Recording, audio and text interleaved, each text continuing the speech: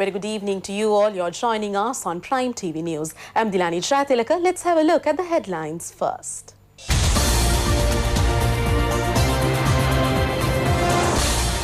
Fuel price revision will take place at midnight. President says this year there will be a turning point in the economy. Prime Minister intends to make the southern province the tourist hub in South Asia. IMF is ready to give the balance loan installment. Gotabaya's objections are rejected. Hearing of the case will continue. Millions are to mark the 40th anniversary of the Iranian Revolution.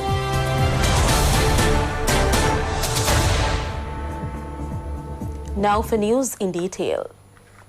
The price of fuel is likely to be revised from tonight. According to the price formula, the price of fuel is being revised on the 10th of every month. As yesterday was a holiday, the price of fuel is due to be revised from midnight today.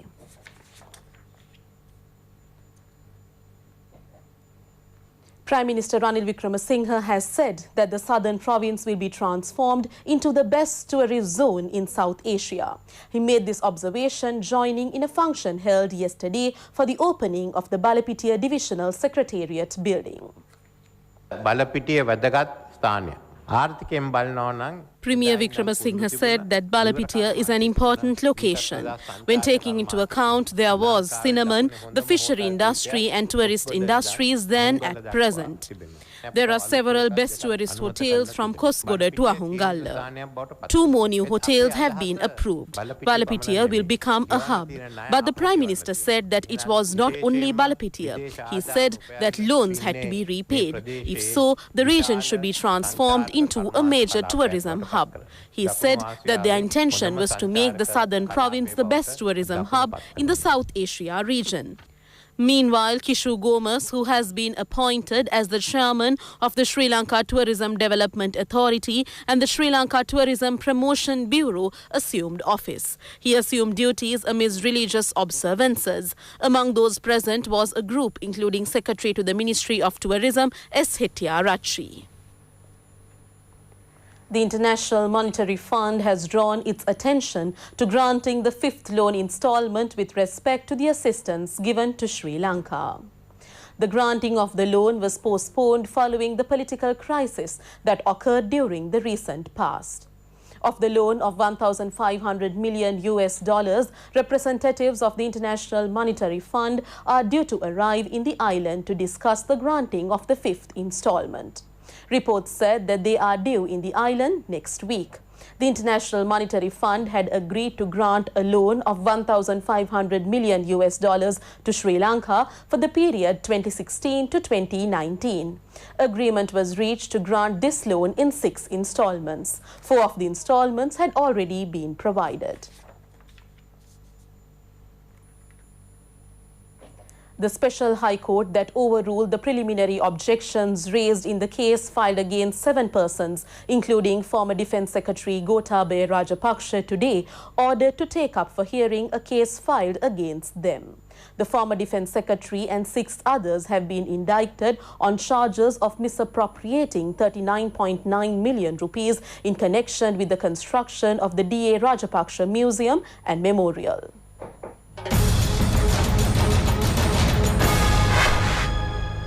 The defendants are Gotabaya Rajapaksa, Harshana De Silva, Keminda Artigala, Abraham Galapatti, Badra Udalawati, Mahinda Sagala and Mallika Kumari Senadira. They are charged with criminal breach of trust, conspiracy and aid and abetting. The Permanent High Court at Bar decided to seek a response whether they are guilty or not guilty for these charges. One defendant did not appear in court today. As there is a need to obtain a reply from all defendants at the same time, the case was postponed until the 22nd of this month.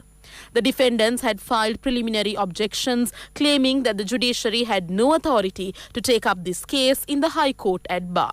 In the meantime, the first defendant in the case, Gotabaya Rajapaksa, arrived in court 10 minutes late. As such, the High Court at Bar warned him to be present in courts in time. The Colombo Chief Magistrates Court today ordered to take up the case filed against 7 persons, including parliamentarian Vimal Veeravansa, on the 25th of this month. They are accused of organising a demonstration at Bauddha Lokamavata, causing hindrance to the public and obstructing the movement of traffic.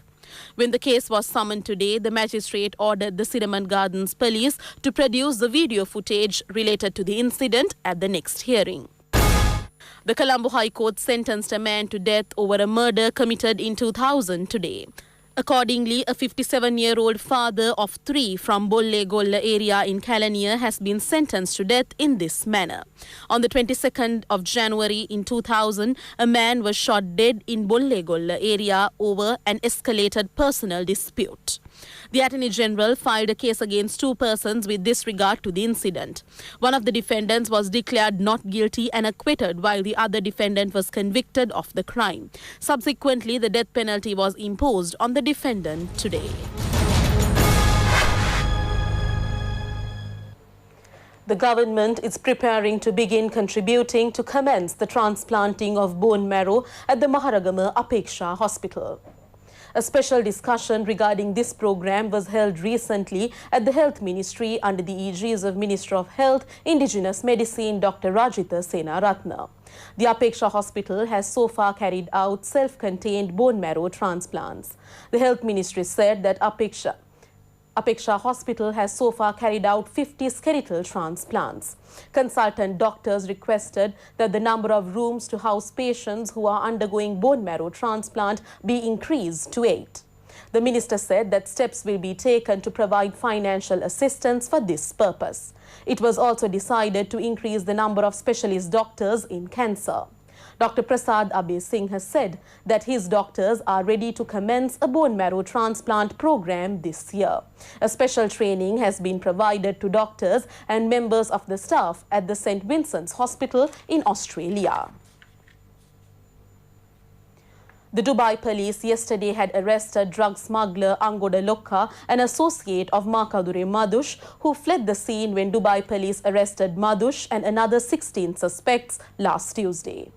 Angoda Lokka had fled when the group, including Makadure Madush, was taken into custody.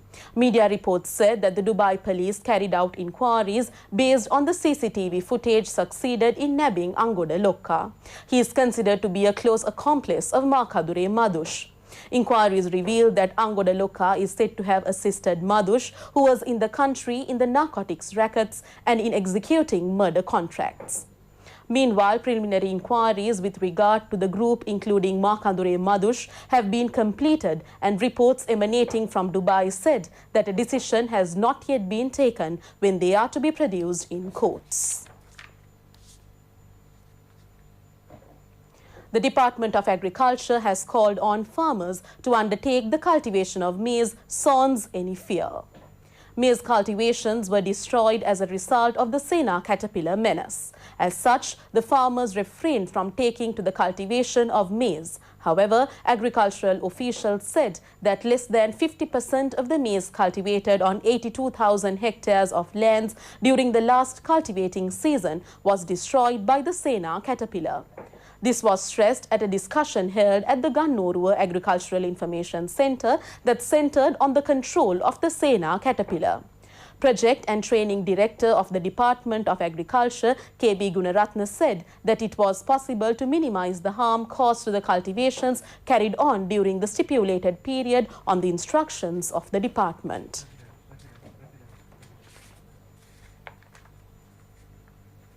President Maithripala Sirisena has called on the entire public service to join in making this year the turning point of the country's economy. He extended this invitation at a special gathering held at the Bandaranaike Memorial International Conference Hall. A meeting was held today to apprise the political authority and public officials with respect to the special projects launched by the Presidential Secretariat on the Grama Shakti National Programme, mooted under the guidance of President Maithripala Sirisena to alleviate poverty and for the welfare of the people. It was organised to brief them on the targets set for this year. The Grama Shakti programme has been successfully launched as a priority project for the alleviation of poverty in rural areas. This program has been launched with the aim of molding a person who can stand up with self-strength, eliminating poverty through the production process. This aspiration of the President is to further expand this program this year. A Grama Shakti National Week has been declared from the 18th to the 24th of this month in this respect. In this context, it is desired to expand several programs during this year, including the Narcotics Prevention National Program, the Kidney Disease Prevention National Program, the Environmental Conservation National Program, and the National Program for the Protection of Children. These programs are being implemented under the guidance of the President with the objective of achieving sustainable goals in keeping with the UN Sustainable Development Goals and building a poverty-free Sri Lanka by 2025.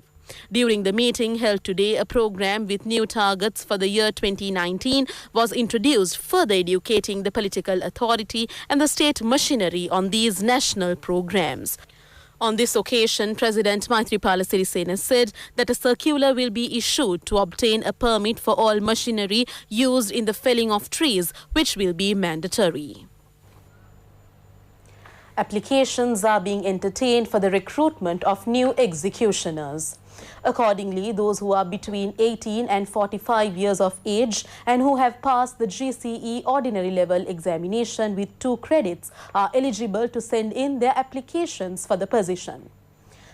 Prisons officers are currently conducting a technical investigation on implementing the death penalty. The department had called for applications on 2 earlier occasions. However, the 2 executioners recruited had thereafter resigned. Windy conditions are expected to strengthen over the island and surrounding sea areas in next few days, especially from tonight. According to the Department of Meteorology, the wind speed may increase up to 50 to 55 kilometers per hour at times across the island. Several spells of showers can be expected in the eastern, central and Uva provinces and Hambantota district. Showers or thunder showers may occur at a few places in the Ratnapura, Gaul and Mathura districts, particularly after 2 p.m. The Met Department said that the windy condition is expected to strengthen over the surrounding sea areas in the next few days, particularly from tonight. Light showers may occur at a few places in the sea areas off the coast, extending from Hambantota to Batiklo via Pothuwil. Winds will be northeasterly and wind speed will be 30 to 40 kilometers per hour in the sea areas around the island. The sea area off the coast extending from Mana to Balapitiya via Puttalam and Colombo, and the sea area off the coast extending from Mathura to Batiklo via Hambantota and Pothuwil can be rough at times, as the wind speed can increase up to 60 to 65 kilometers per hour at times. The Met Department warned naval and fishing communities to be vigilant over the developments. Up next is Biz News.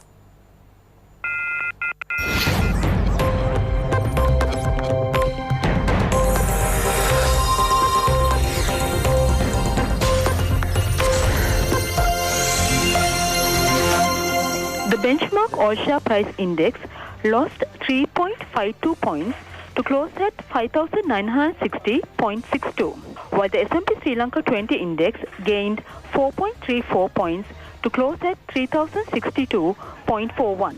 The turnover was 3.34 billion rupees, with 52.11 million shares changing hands in 2,872 trades. The market capitalization at the end of the day was 2,785.76 billion rupees. Top 5 gainers of the day were the finance company non-voting shares, Softlogic Finance, Multi-Finance, Candy Hotels, and Madhusima Plantations. While the top 5 losers were Blue Diamond Jewelry non-voting shares, Blue Diamond Jewelry voting shares, Renuka City Hotel, Berry Resorts, and Serendip Hotels non-voting shares. Today's foreign purchases were 1.93 billion rupees and foreign sales were 3.11 billion rupees. There were 9 crossings and the crossings turnover was 1.98 billion rupees.